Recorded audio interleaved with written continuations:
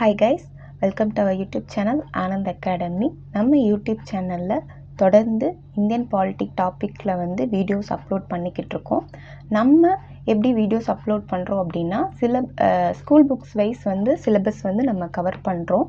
அப்படி தொடர்ந்து லாஸ்ட்டு 2 டேஸாக 6th ஸ்டாண்டர்ட் டேர்ம் 1ல் இருக்க லெசன் 1 and 2 வந்து நம்ம கவர் பண்ணியிருப்போம்.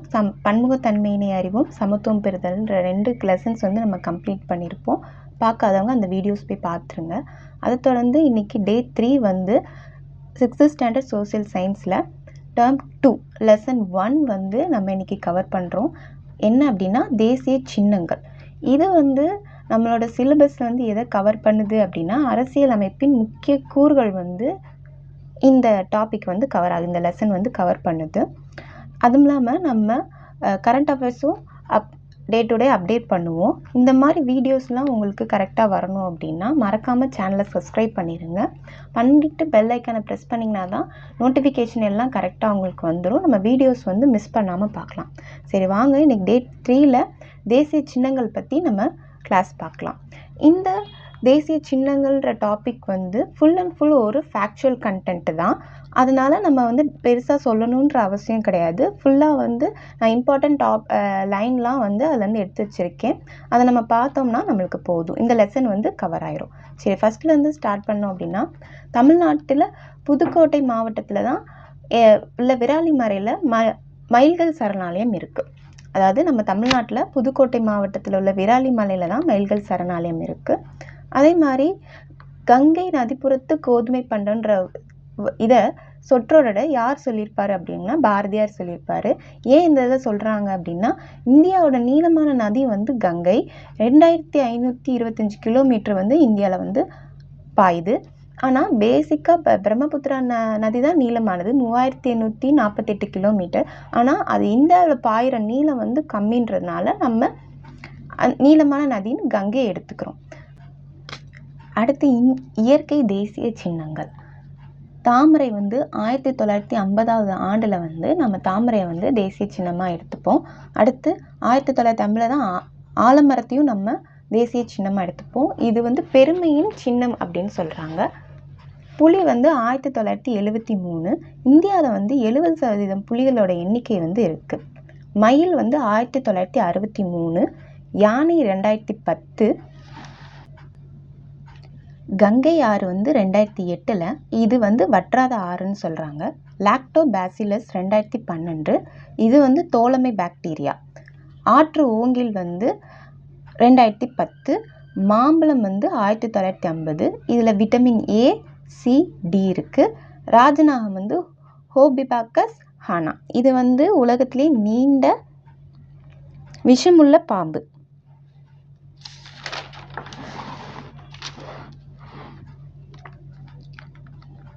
அடுத்து தமிழகத்தின் மாநில சின்னங்கள்.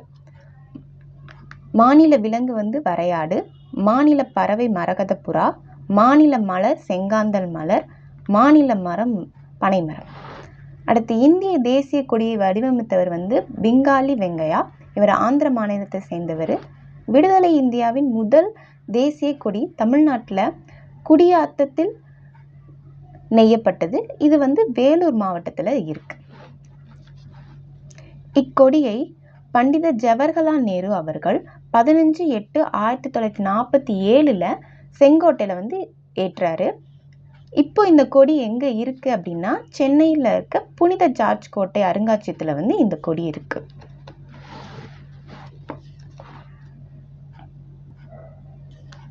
அடுத்து தேசிய கொடி. இதை மூவண்ண கொடின் அப்படின்னு சொல்லுவாங்க. சம அளவில் கிடைமட்டமாக உள்ள வண்ணங்கள்.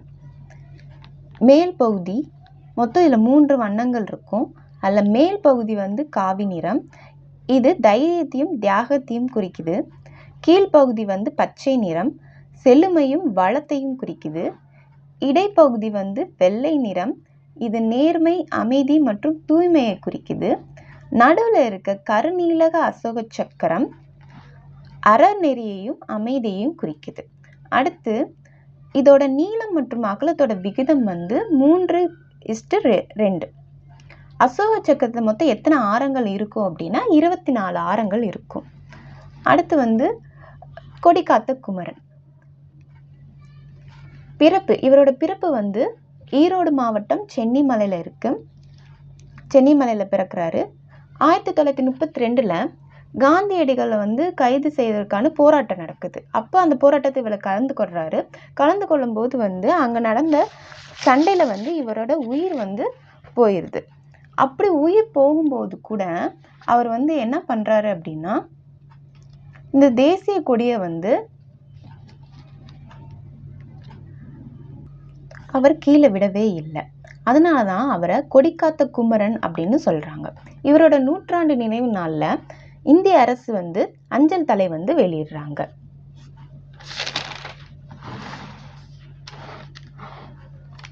அடுத்த தேசிய லட்சணை. லட்சணை அப்படின்னா முத்திரை.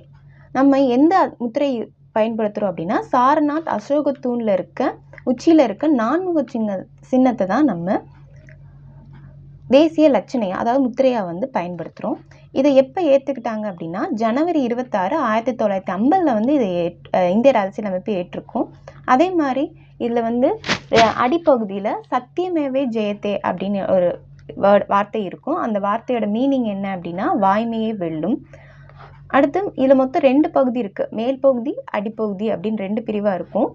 மேல் பகுதியில் வந்து 4 சிங்க உருவங்கள் இருக்கும். ஒன்றுக்கொன்று பின்பக்கமாக சுற்றி நம்மளுக்கு இருக்கும். அது எதில் இருக்கும்னா வட்ட வடிவமான பீடத்தில் வந்து இருக்கும். அதே மாதிரி அடிப்பகுதியில் வந்து யானை, குதிரை, காளை, சிங்கம் உருவங்கள்லாம் இருக்கும். இப்போ நம்ம இதுக்கு கொஸ்டினாக கேட்கணுன்னா கூட இதெல்லாம் கொடுத்துருவோம். யானை, குதிரை, காளை, புலி அப்படின்னு கொடுத்துட்டு, இது வந்து நம்ம தேசிய சின்னத்தில் இல்லாதது வந்து என்ன விலங்கு அப்படின்னு கேட்டாங்கன்னா, புலி தான் வந்து நம்ம தேசிய சின்னத்தில் இல்லாத விலங்கு. என்னென்ன விலங்குகள் இருக்குன்னா, யானை, குதிரை, காளை, சிங்கம், இந்த 4 உருவங்கள் இருக்கும்.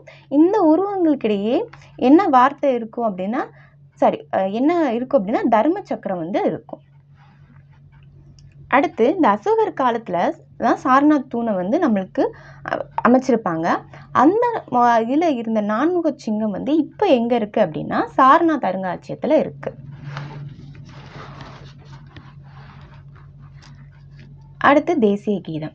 ஜனகன மன என தொடங்கும் பாடல் தான் நம்மளோட தேசிய கீதமாக நம்ம இப்போ பாடிட்டு இருக்கோம். இது வந்து இந்தியாவோட இறையாண்மை மற்றும் ஒருமைப்பாட்டிற்கு அடையாள சின்னமாக இருக்குது. இதை ஃபஸ்ட்டு ரவீந்திரநாத் தாகூர் வந்து எந்த மொழியில் எழுதினார்னா வங்காள மொழியில் எழுதுறாரு.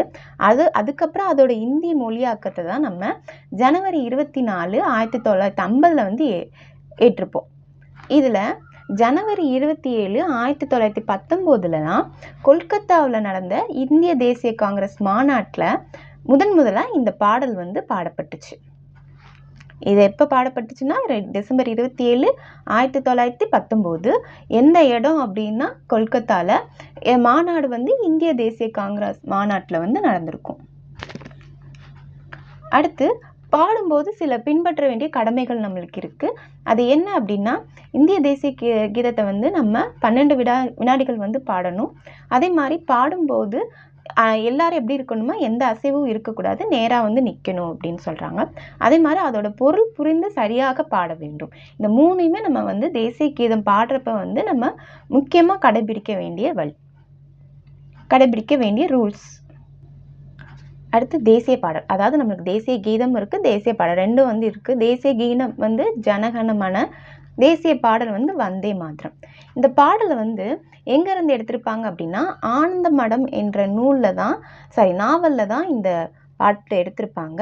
இதை எழுதியவர் வந்து வங்க எழுத்தாளர் பங்கிம் சந்திர சட்டர்ஜி. நம்ம தேசிய கீதம் வந்து ரவீந்திரநாத் தாகூர், தேசிய பாடல் வந்து பங்கிம் சந்திர சட்டர்ஜி.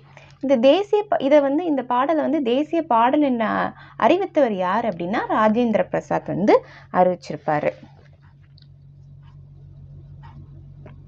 ஏன் இந்த பாடலை வந்து அறிவிச்சிருப்பாங்க அப்படின்னா, இந்த பாடலோட முதல் பகுதி வந்து விடுதலை போராட்டத்தில் வந்து ரொம்ப முக்கிய பங்குல இருந்ததுனால இந்த பாடலை வந்து நம்ம தேசிய பாடல் அப்படின்னு சொல்லி ராஜேந்திர பிரசாத் வந்து அறிவிச்சிருப்பாரு.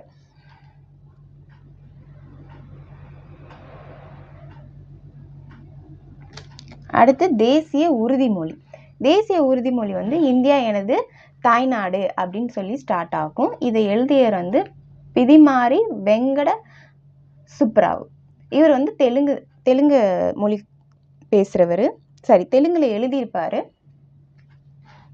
நம்ம தேசிய உறுதிமொழியை. அடுத்து தேசிய நுண்ணுயிர் லாக்டோபாசிலஸ் டெல்புரிக்கி. இதை வந்து 2012 வந்து நம்ம தேசிய நுண்ணுயிரியை அறிவிச்சிருப்போம். அடுத்து இந்திய நாணயம் INR. இதோட சிம்பிள் இதுதான். இந்தியாவில் அதிகாரப்பூர்வ பணத்தோட பேர் தான் வந்து ரூபாய். இது வந்து 19ஆம் நூற்றாண்டில் ஷெர்ஷா சூரி அப்படின்ற ஒரு மன்னர் வந்து வெளியிட்ட நாணயத்தோட பேர் வந்து என்னன்னா, வெள்ளி நாணயத்தோட பேர் வந்து ரூபியா. அதுதான் நம்மளுக்கு மருவி என்னவா வந்திருக்கு அப்படின்னா ரூபாயா வந்திருக்கு.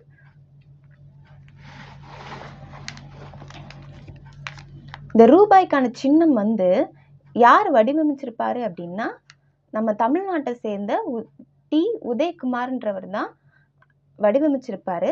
இது எப்போ வடிவமைத்தாங்க அப்படின்னா 2010.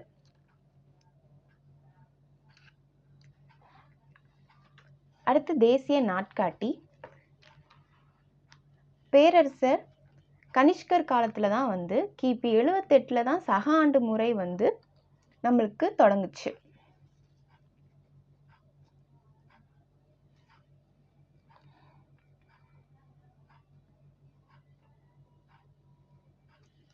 இந்த சம ஆண்டு அப்படின்னா நம்ம இளவேனில் காலத்தில் சம பகல் இரவு, அதாவது மார்ச் 22 அன்னைக்கு இளவேனில் காலத்தில் தான் நம்மளுக்கு சமமாக பகலும் இருக்கும் இரவும் இருக்கும். அப்போ தான் இந்த ஆண்டு வந்து தொடங்குது அப்படின்னு சொல்கிறாங்க. அப்போ தான் இந்த சம ஆண்டு முறை வந்து தொடங்குதான். லீப் இயரில் வந்து இது வந்து மார்ச் 21 வந்து தொடங்குது. அதே மாதிரி இந்த சக ஆண்டு முறையை வந்து நம்ம தேசிய நாட்காட்டி வந்து பின்பற்றுறது. வான் இயற்பியலாளர் மேக்நாத் சாகா தலைமையில் நாட்காட்டி சீரமைப்பு குழு பரிந்துரையின் பேரில் தான் 1952 மார்ச் 22 வந்து முதல் ஏற்றுக்கொள்ளப்பட்டது. அப்போ இருந்து தான் நம்ம எப்போ எடுத்துக்கிறோம், 1957 மார்ச் 22 தான் நம்ம இந்த தேசிய நாட்காட்டியை வந்து ஏற்றுக்கொள்கிறோம். அடுத்து தேசிய நாட்கள். தேசிய நாட்கள்னா சுதந்திர நாள், குடியரசு நாள் இதெல்லாம் நம்ம கொண்டாடுறோம் இல்லையா, இதெல்லாம் தேசிய நாட்கள்னு சொல்கிறாங்க. ஆகஸ்ட் 15 1947 வந்து சுதந்திர நாள். நாடு விடுதலை பெற்ற நாள் என்று பாரதியாரோட ஆடுவோமே பல்லு பாடுவோமே ஆனந்த சுதந்திரம் அடைந்து விட்டோம் என்ற பாடல் வந்து இந்திய வானொலியில் யார் பாடுறாங்க அப்படின்னா TK பட்டம்மாள் வந்து பாடுறாங்க. அவங்க வந்து ஒரு கர்நாடக இசை பாடகி. அவங்க வந்து அன்னைக்கு வந்து இந்த பாட்டை வந்து இந்திய வானொலியில் வந்து பாடுறாங்க. அன்னைக்கு பிரதமர் வந்து டெல்லி செங்கோட்டையில் வந்து கொடியேற்றுவார். குடியரசு தினத்தன்னைக்கு சுதந்திர தினத்தன்னைக்கு பிரதமர் வந்து டெல்லி செங்கோட்டையில் கொடியேற்றுவார். குடியரசு தினத்தன்னைக்கு குடியரசுத் தலைவர் வந்து செங்கோட்டையில் வந்து கொடியேற்றுவார். அதே மாதிரி குடியரசு நாள் வந்து ஜனவரி 26 1950. இது வந்து இந்த நாளில் தான் வந்து இந்திய அரசியல் சாசனம் வந்து நடைமுறைக்கு வந்துச்சு. நம்ம இப்போ கொண்டாடுறோம் இல்லையா இந்தியன் கான்ஸ்டியூஷன் டே, அதுதான் வந்து இந்திய அரசியல் சாசனம். இந்திய அரசியல் அமைப்பு வந்து நம்ம அன்னைக்கு தான் ஏற்றுக்கிட்டோம்.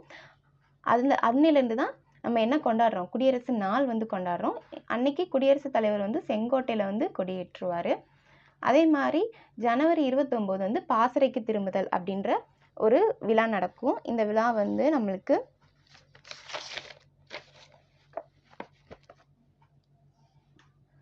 குடியரசுத் தலைவர் மாளிகையில் நடக்கும்.